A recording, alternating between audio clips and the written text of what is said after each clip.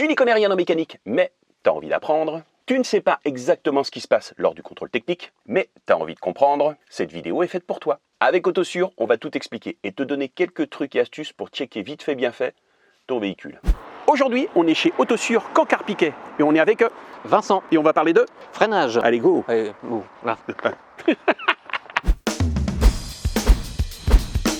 Les freins, ça sert à freiner. Voilà, c'est le b.a.-ba. J'ai envie de dire, la partie du freinage, c'est une partie qui est rapide. Ça va être que du visuel. On n'a pas le droit de démonter, donc forcément que le tambour, tu vas pas pouvoir aller voir à l'intérieur ce qui se passe. Ça va être que du visuel extérieur. Par contre, tu vas pouvoir checker tout ce qui cylindre de roue avec des fuites éventuelles, une corrosion des tuyaux et des flexibles.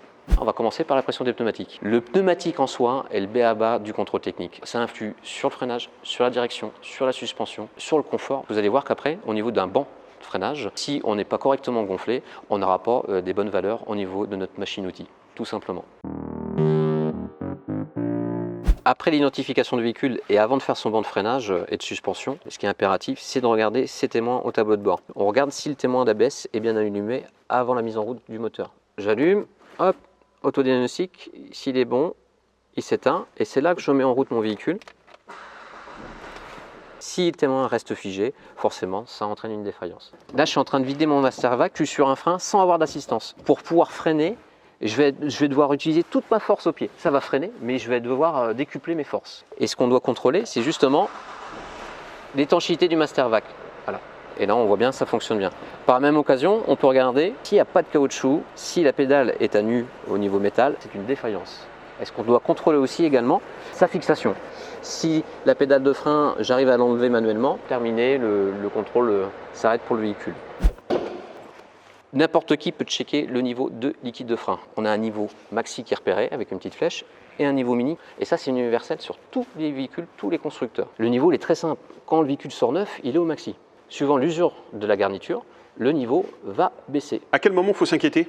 Eh ben, quand tu es au mini, voire en dessous du mini. Sur tout véhicule, on a une partie électrique sonde de niveau qui détecte un niveau inférieur à la normalité. Si la petite sonde fait son travail au tableau de bord, ça peut se traduire pas que sur un problème d'usure d'une plaquette ou de disque ou de tambour sur l'ensemble du freinage, ça peut être aussi, et ce qui est plus grave, sur une fuite. Chez nous, ça va se traduire par une défaillance. Nous, ce qu'on fait en plus, on regarde aussi la couleur du liquide, savoir si la couleur est correcte, conforme, et surtout s'il n'y a pas de matière autre que du liquide de frein. Une couleur différente de la normalité peut induire un échauffement de freinage. C'est un peu comme de l'huile quand on la cuit sur la poêle, et forcément sa qualité intrinsèque va être perdue. La partie freinage dans le compartiment moteur, forcément c'est le mètre cylindre. On voit en partie supérieure, mais on va surtout voir en partie inférieure, quand on va être dans le soubassement du véhicule. C'est quoi un mètre cylindre? La mètre cylindre, ça permet de répartir ton système de freinage aux 4 roues. En partie avant, on va regarder les disques, on va regarder les étriers, ses fixations, ça va être du visuel, ça va être du tactile. Et en partie arrière, sur ce véhicule-là, on est en tambour, on va regarder forcément visuellement s'il y a une fuite et toutes les conduites, du mètre cylindre jusqu'en partie arrière du véhicule. On check disque de frein, on regarde si le disque n'est pas fissuré, donc la plaquette est bien présente, le disque est bien présent, les vis d'étrier sont bien présentes, les vis de fixation d'étrier sont bien présentes. Là on est au sol, on va lever le véhicule après, on doit regarder toute la circonférence du disque de frein, parce que là on voit que la partie basse. Le mètre cylindre, ici on va le voir, on voit sa tuyauterie, on voit la partie basse du mètre cylindre. Et on regarde si on voit une fuite éventuelle, ça reste du visuel. Il est par où ton mètre? Alors moi je le vois, il est juste là. Oh, je le vois pas du tout. Ah non. Toute la partie tuyauterie de freinage, tu les vois qu'ils arrivent ici, le petit cheminement. Donc ça c'est une tuyauterie qui est rigide. Qu'est-ce qu'on regarde? Tout simplement si elle est présente, si elle n'est pas corrodée, on appelle ça un effritement. Voilà, donc ça c'est une défaillance mineure. Par contre si elle est totalement corrodée, ça c'est une défaillance majeure, forcément une contre-visite. À l'arrière sur ce véhicule-là, on est en partie tambour. Cette partie-là on l'appelle le flasque. Les petits ergots que vous voyez ici, c'est les maintiens des garnitures à l'intérieur du tambour. Donc on regarde s'ils sont présentes, s'ils ne sont pas cassés. Une flaque qui est grasse, c'est une défaillance majeure. On a cette petite pièce-là, c'est le capteur d'ABS. Un capteur d'ABS qui est coupé, ça va nous provoquer un défaut au tableau de bord, donc une défaillance du freinage contre visite. Flexible de frein, c'est une particularité, c'est des flexibles qui sont caoutchoutés à l'extérieur. En l'occurrence, celui-là, il est craquelé. Quand on a tout simplement le petit caoutchouc qui est légèrement craquelé, on prévient et c'est une défaillance mineure. Voilà. Là, on va lever. Partie extérieure, roue levée. On va pouvoir regarder à travers la jante avec sa petite lampe. Si on ne voit pas, on n'a pas le droit de démonter, donc on ne peut pas signaler. On va regarder flexible. Le but, c'est de regarder s'il n'y a pas d'hernie, s'il n'est pas gonflé, s'il n'est pas torsadé, il n'est pas détérioré Donc c'est tout bon.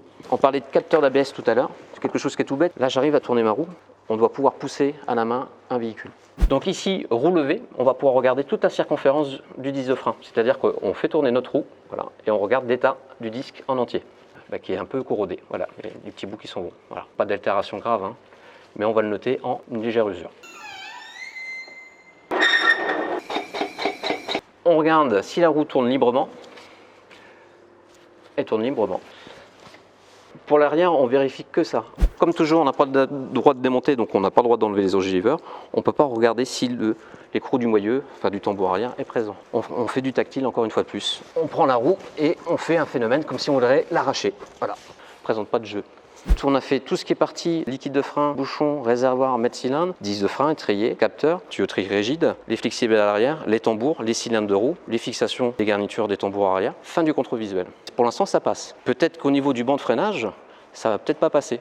Pour pouvoir faire le banc de freinage, je suis obligé de peser mon véhicule. On va l'amener sur le banc de suspension. Banc de suspension uniquement pour faire la pesée du véhicule. C'est notre outil métier, la machine, qui va calculer par rapport au poids, par rapport à force de freinage, l'efficacité de freinage. On met le train avant du véhicule dans ses rouleaux. On va faire notre test de freinage et après on fera la partie arrière. Alors comment ça fonctionne? C'est ces gros rouleaux là qui vont entraîner notre roue. Ça va nous reproduire trait pour trait ce qui se passe sur la route, la vitesse du véhicule sur route qui est lancée. Et ce petit rouleau là qui est appelé papeur a deux fonctions. La présence de la roue dans le banc et ça va calculer la vitesse quand on va commencer à freiner. Tout en sachant que ces deux rouleaux là, ces rouleaux d'entraînement fonctionnent en permanence. Première opération, on fait la pesée du véhicule. On va reproduire le phénomène sur route, donc on a une vitesse donnée. Donc on ne marche pas en kilos, on marche en décanewtons. Pourquoi je suis un petit peu plus lourd à gauche? Parce que je suis présent dans le véhicule.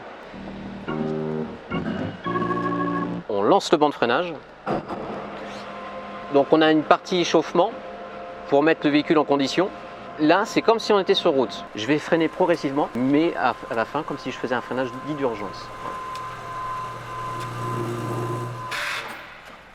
On a l'efficacité de freinage, 66% à gauche, et l'efficacité à droite qui est de 71%, ce qui nous fait un déséquilibre de 4%. C'est super bien.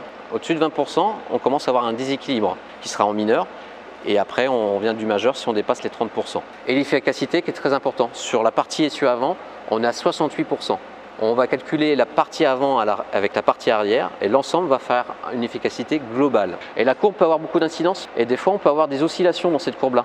Ça peut nous indiquer un disque de frein de voilée, une garniture mal placée. Ce qu'on vient de faire pour la partie avant, on va reproduire exactement la même chose pour la partie arrière, en sachant qu'un véhicule freine bien plus de l'avant que de l'arrière. Là on vient de finir l'arrière, mais uniquement pour le frein à pied. Il va nous rester le frein de stationnement. Même chose, déséquilibre 2%.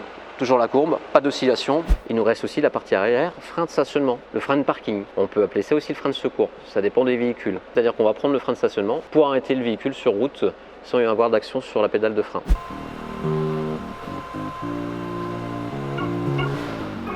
Force de freinage arrière gauche, arrière droit. Et les bandes blanches? Je ne peux pas être au-dessus, je ne peux pas être en dessous. On a des mises en condition qui sont qu'on doit scrupuleusement respecter. Et oui, le contrôleur ne fait pas ce qu'il veut. Le banc teste le véhicule, mais aussi surveille l'action du contrôleur sur la pédale de frein. Pas de déséquilibre constaté parce que tout simplement on a 9 décanewtons de différence, ce qui est insignifiant. Et on a une efficacité du frein de stationnement, également le frein de secours, de 22%. Il faut que le véhicule soit dans une pente à 18% et puisse maintenir freiner. Donc là on est à 22, pas de souci, ça passe allègrement. Voilà, on a contrôlé l'ensemble du freinage. Vous saviez que vous n'êtes pas obligé d'attendre la visite périodique pour contrôler votre véhicule? Vous pouvez faire ce qu'on appelle un contrôle technique volontaire. Je m'explique. Comme son nom l'indique, c'est une visite volontaire. Vous pouvez faire contrôler à tout moment l'ensemble de votre véhicule ou seulement une partie. Par exemple, si vous avez un doute sur l'état de vos freins, Autosur peut effectuer tous les points de contrôle qui concernent le freinage. Et là, tu vas me dire, pourquoi aller dans un centre de contrôle technique et pas ailleurs? Tout simplement, si vous avez un doute sur l'état de votre véhicule, vous allez aller dans un centre de contrôle technique qui utilise du matériel très précis, mais aussi et surtout, vous aurez l'avis impartial d'un professionnel. Impartial. À l'issue des tests, on vous dira si tout fonctionne à merveille ou s'il y a des petites choses à revoir. Pour finir, ce n'est pas parce que vous faites un contrôle technique volontaire que ça va remettre en cause la vignette collée sur votre pare-brise. Non, il n'y a pas de contre-visite. Merci à Vincent, Autosur, Caen, Carpiquet pour son accueil et ses conseils. Si vous souhaitez plus d'informations, tout est dans le descriptif de cette vidéo. Et si vous avez des questions, n'hésitez pas à les poser en commentaire juste sous cette vidéo. Et n'oubliez pas, il y a toujours un Autosur près de chez vous.